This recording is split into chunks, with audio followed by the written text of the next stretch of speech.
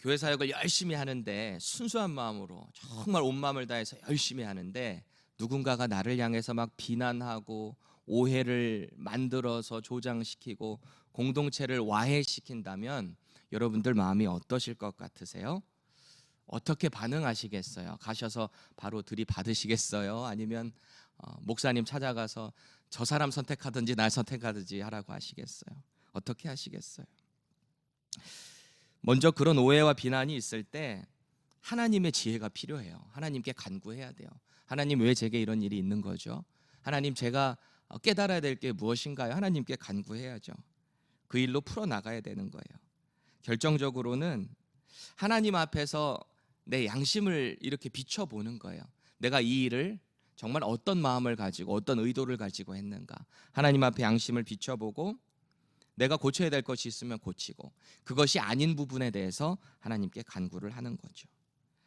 분명히 하나님께서 그 일을 풀어가실 것을 신뢰하는 가운데 나아가야 하는 것입니다.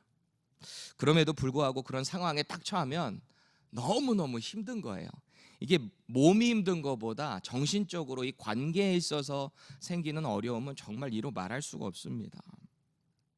많은 공동체가 이 위기를 극복하지 못하고 와해되거나 깨지는 경우를 참 많이 봐요. 이 일은 바울이 정말 순전한 마음으로 주의 복음을 전했던, 그렇게 개척해서 목양을 했던 고린도 교회 안에서도 발생한 거죠.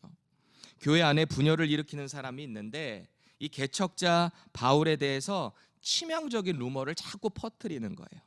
그래서 공동체를 와해시킵니다. 바울의 성실성, 그의 인격을 비하할 뿐만 아니라 결정적으로는 예루살렘 교회에 있는 정통 사도가 아니다, 그의 사도의 권위까지도 부정하면서 비난을 일삼았어요. 그래서 오늘 본문 전체적인 내용을 쭉 살펴보면 바울이 그 비난과 오해에 대한 것을 변론하는 내용으로 본문이 진행되고 있습니다. 바울은 이 어려움 가운데 어떻게 극복하고 있는가, 함께 우리가 살펴보면서 우리에게 있을, 혹은 지금 경험하고 있는 그 일들을 하나님의 지혜 가운데 잘 극복할 수 있기를 축복드립니다. 먼저 12절 보세요. 하나님의 거룩함과 진실함으로 행하되 육체의 지혜로 하지 아니하고 하나님의 은혜로 행함은, 자신과 함께하는 그 동역자들이 그 고린도 교회에서 어떤 마음을 가지고 목양을 했는가? 하나님의 거룩함과 진실함으로 했대요. 육체가 생각하는, 육체가 추구하는 어떤 지혜로 그 일을 하지 않았다는 거예요. 그리고 하나님의 그 신뢰하는 순수함으로, 순전함으로 했던 것이 바로 하나님의 은혜였다, 그 은혜로 행했다라고 말하고 있는 거죠. 바울이 성실하지 못하다는 그 비난을 단호하게 하나님의 은혜로 이렇게 변론하고 있는 거죠. 13절 보세요. 오직 너희가 읽고 아는 것 외에 우리가 다른 것을 쓰지 아니하노니, 그래요. 이 사랑의 마음을 담아서 보낸 그 편지, 서신들이 있잖아요. 그런데 그 바울의 편지의 순수성에 대해서 자꾸 의심을 하는 분위기를 만든 거예요, 이 대적자들이. 멀리 떠나 있는 바울의 편지에 이 다른 불순한 의도가 들어있다라고 오해를 만들어내는 거죠. 원래 하나님의 은혜가 떨어진 교회는 어떤 신실함, 진실성에 대한 오해가 생기기 마련입니다. 뭐가 있어도 갑자기 저 사람 열심히 하면 오해예요. 그리고 뒤에서 있지로 않은 막 루머를 퍼뜨리기도 하고 비난을 하기도 하죠. 은혜 받아서 사랑의 마음을 담아 물질로 막 섬겨요. 주변 사람들을 섬겨요. 그렇게 희생해요. 그러면 뒤에서 그걸 질투하는 사람들이 저 사람 뭔가 꿍꿍이가 있는 거 아니야? 뭔가 다른 의도가 있는 거 아니야? 이렇게 비난합니다. 의심해요. 새 가족이 교회로 와서 열심히 교회를 하고 은혜 받고 막 기뻐하는 모습 보면서 경계합니다. 저 사람 신천지 아니야? 물론 조심해야 될 필요도 있어요. 그렇지만 이 순수한 의도를 자꾸 이렇게 비난하고 오해하는 그런 부분들은 여러분들의 그 영적인 건강에 좋지 않습니다. 은혜를 은혜로 볼 수 있는 은혜가 저와 여러분들에게 있기를 축복드립니다. 여러분, 이렇게 하는 사람들은 하나님의 사랑과 은혜에 대한 감격이 떨어져 있기 때문에 자꾸 그런 오해와 비난들이 생겨나는 거예요. 계속해서 이 고린도 교회 안에 이 바울을 향한 또 다른 오해와 비난들이 있는데 바울이 거기에 어떻게 변론을 하냐? 바울은 뭔가 일을 하는 데 있어서 우유부단하다는 거예요. 자꾸 뭔가 계획을 틀고 변덕스럽다라는 오해가 있었던 것 같아요. 사역 스타일이 너무 뭔가 자꾸 계획을 짜면 쉽게 바꾼다, 비난하는 거죠. 15절 보세요. 너희로 2번 은혜를 얻게 하기 위하여 먼저 너희에게 이르렀다가, 그래요. 2번 은혜를 얻게 한다라는 말은 바울이 그 고린도 교회에 2번 방문하겠다라는 이 문맥상으로 우리가 해석을 해볼 수 있어요. 우리도 왜 목회자가 신방을 가게 되면 거기서 하나님 말씀도 전하고 찬양도 함께 하고 간증도 나누고 할 때 하나님의 은혜를 얻잖아요. 그런 것처럼 바울도 그곳에 은혜를 얻게 하기 위해서 방문을 하려고 했는데 그 일이 조금 뭔가 변경이 된 내용이 오늘 본문 가운데 나타나죠. 이미 바울은 고린도전서를 보내면서도 이 마게도냐의 사역을 먼저 하고 고린도 교회에 방문할 계획을 했었습니다. 고린도전서 16장 5절 보세요. 내가 마게도냐를 지날 터이니 마게도냐를 지난 후에 너희에게 가서, 거기에 사역을 하고 그 이후에 지나려고 했었어요. 고린도 교회를. 왜 마게도냐를 갔냐? 거기에 먼저는 당시에 예루살렘 교회에 엄청난 기근이 있었거든요. 어려움이 있었으니까 그 형제들을 돕기 위한 연보를 모금하기 위해서, 또 교회들을 돌아보기 위해서 마게도냐 지역을 갔었죠.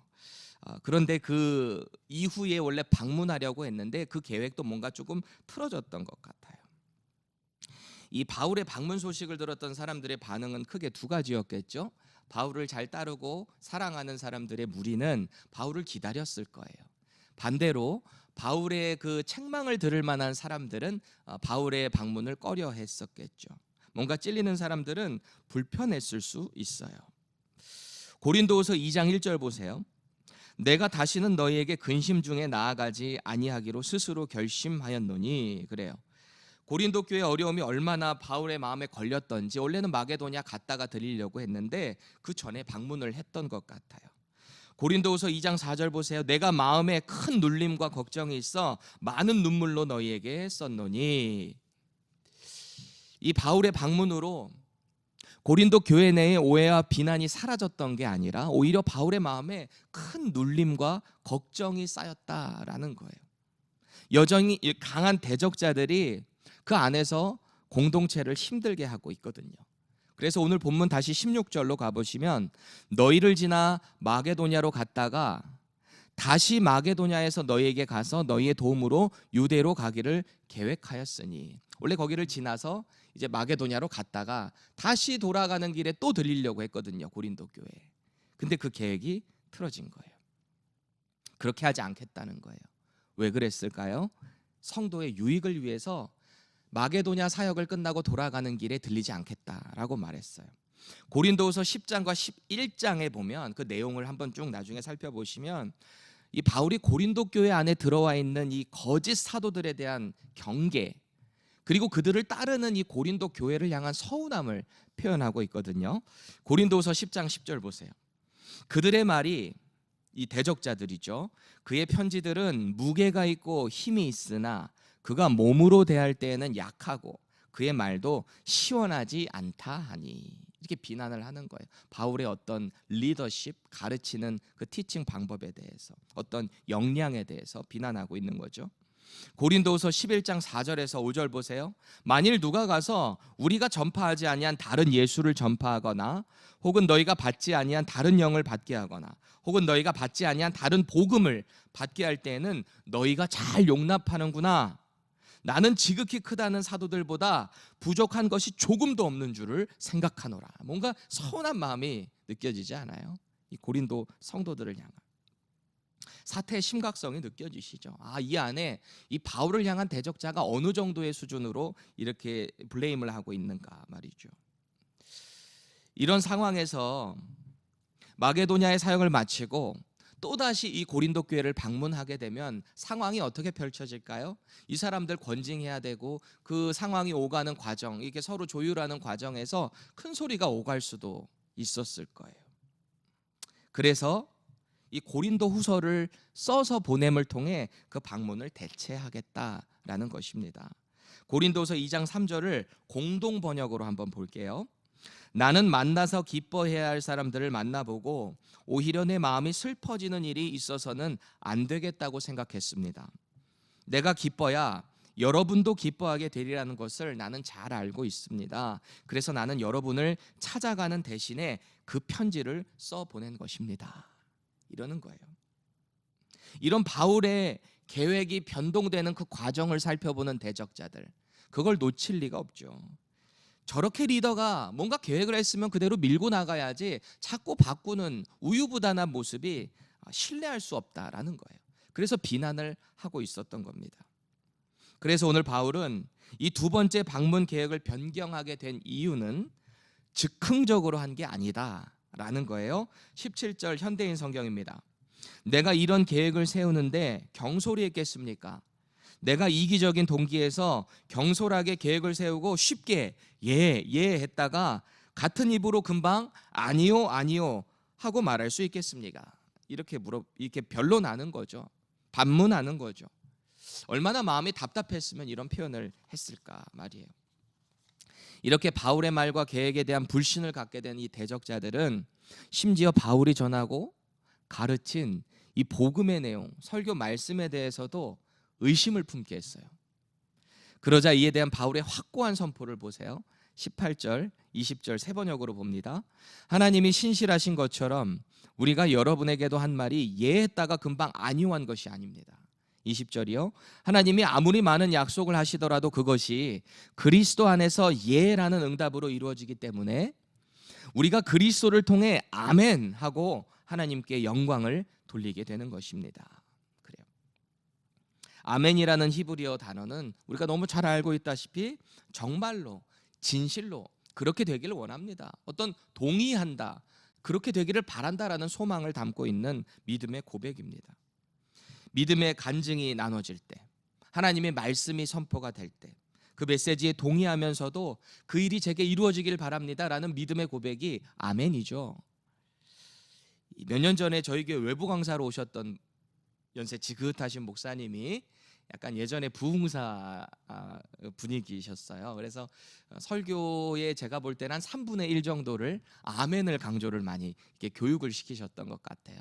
그래서 그 주일 말씀이 끝나고 나서 이 목장 나눔이 나눠지고 제가 목장들 몇몇 개 방문을 해보니까 거기에 대한 약간 좀 이렇게 불편함들을 호소하는 걸 본 적이 있는데, 오늘 바울의 가르침을 이렇게 보고 있다 보면 이 아멘 교육이 참 중요한 것 같기는 해요.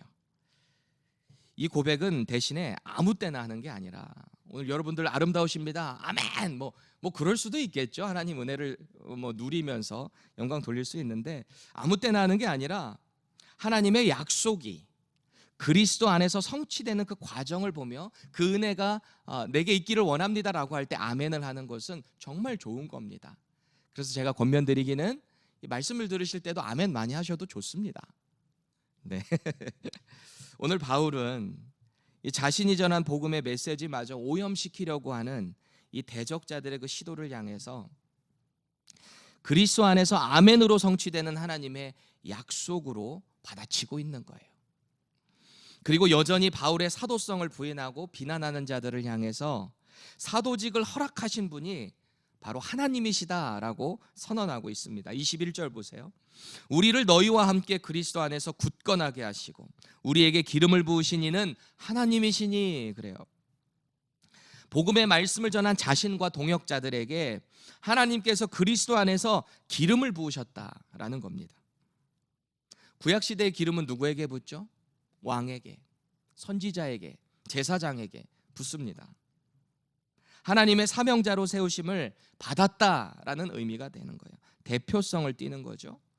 히브리어로 메시아, 헬라어로 크리스토스, 이 그리스도, 이게 똑같은 말이에요. 기름 부음 받은 자라는 거거든요. 22절 보세요. 그가 또한 우리에게 인치시고 보증으로 우리 마음에 성령을 주셨느니라. 예수 그리스도께서 하나님의 그 기름 부음 받은 자로서 하나님의 구원 사역을 이뤄 나가셨어요. 그러신 것처럼 마치 바울과 이 복음을 함께하는 이 동역자들 역시 그리스도의 그 사역을 이어받아 그 권한을 하나님으로부터 인정받아서 그 복음의 사역을 하고 있다. 인정받아서 인쳐졌다라는 말을 하고 있어요.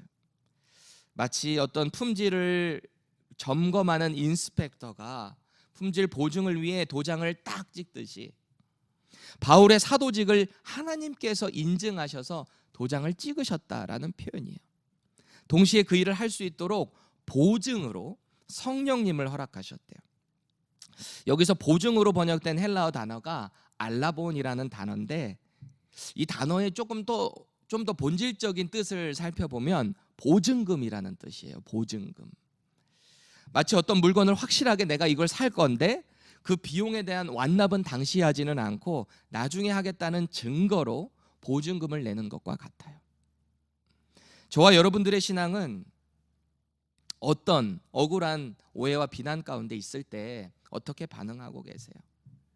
내가 분명히 이를 하나님께서 내게 허락하셨고 주님이 주신 그 마음 가운데 신실하게 순전하게 하고 있는데 누군가가 나를 의심하고 오해할 때 어떻게 반응하세요?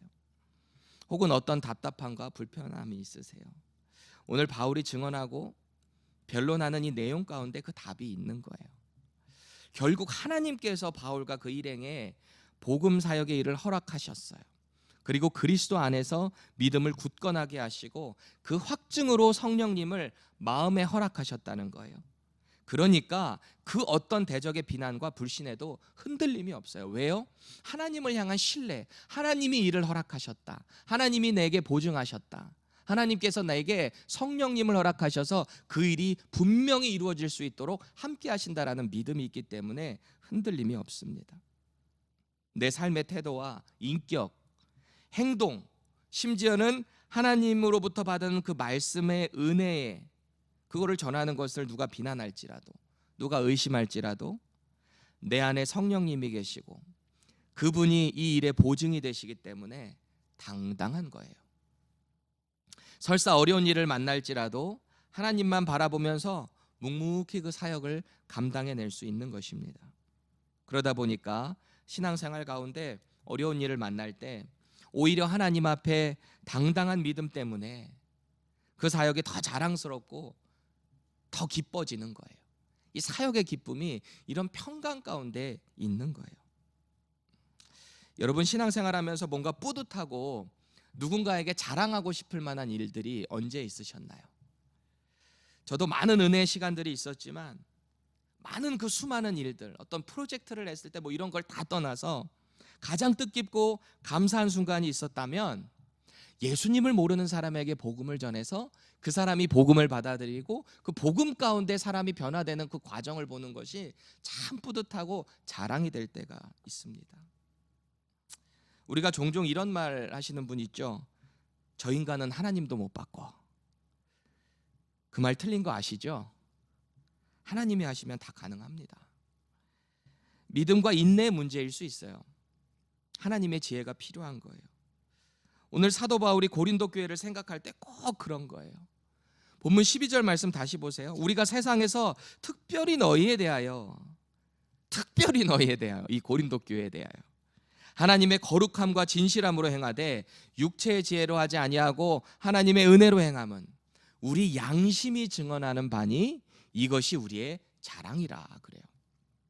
14절 보세요. 우리 주 예수의 날에는 너희가 우리의 자랑이 되고 우리가 너희 자랑이 되는 그것이라. 이 바울에게 있어서 고린도 지역은 원체 이 음란하게도 항구 도시다 보니까 뱃사람들 거기 내리면 온갖 쾌락을 단순간에 막 하기를 원하는 그런 데들이 있잖아요. 뭐 한국 같은 경우도 이렇게 항구 도시 같은 데들 음란한 것들이 참 많이 있는 경우가 있는데 고린도 지역도 꼭 그랬다는 거죠. 원체 믿음의 뿌리가 얕다 보니까 교회가 세워졌음에도 불구하고 여전히 목회하기 힘든 곳이 고린도 지역이었어요. 동시에 그만큼 사역의 보람과 자랑이 되는 특별한 곳이 고린도 지역이었던 거예요. 바울에게는 정말 아픈 손가락이었던 거예요. 1년 6개월 동안 열심히 사역하고 목회했더니 돌아오는 게 비난과 원망과 오해였던 곳. 그럼에도 불구하고 그들이 변하는 과정을 보면서 너무 뿌듯한 거예요. 자랑이 되는 거예요. 어떤 어려움 가운데서도 내 힘과 노력이 아닌 하나님의 거룩함과 진실함으로 그 일을 대하다 보니까 그곳에 하나님의 은혜가 있는 거죠. 그 은혜가 얼마나 뚜렷한지 내 양심이 당당하게 그걸 증언할 정도로 떳떳한 거예요. 그러니 얼마나 힘든 사역이었음에도 불구하고 하나님 앞에서 또 서로 간에 자랑거리가 되는 거죠. 오늘도 예수님이 걸어가신 발자국을 따라가야 돼요. 그 길만 따라가고 주님께서 지신 그 십자가를, 자기의 십자가를 지고 따라가는 가운데 우리가 정말 양심 가운데 선하게 순전하게 그 사역을 감당하면요, 양심이 당당한 거예요. 떳떳할 수 있는 거예요. 그 사역이 자랑스러워지는 거예요. 때로는 억울하고 답답한 상황 가운데서도 신실하신 하나님만을 신뢰하시기 바랍니다. 그래서 우리 안에 보증으로 허락하신 성령님의 지혜로 그리스도 안에서 오늘도 아멘으로 하나님께 영광 올려드리는 복된 사역, 복된 사명자의 길 되시기를 주님의 이름으로 축복드립니다. 기도하겠습니다. 하나님, 은혜 감사합니다. 우리가 하는 모든 사역이, 모든 인생의 걸음걸음이 그리스도 예수 안에서 하나님께 아멘으로 영광 돌릴 수 있는 복된 사역되게 하여 주시옵소서. 때로는 오해를 당하기도 하고 비난을 받을 때 우리의 사역을 먼저 돌아볼 수 있게 하시고, 내가 하나님 앞에, 말씀 앞에 어떤지를 돌아볼 수 있는 지혜도 허락하여 주시어서 우리의 공동체가 우리를 통해 날마다 건강하게 또 하나님께 영광이 되는 거룩한 공동체로, 교회로 세워지게 하여 주시옵소서. 예수님의 이름으로 간절히 기도합니다. 아멘.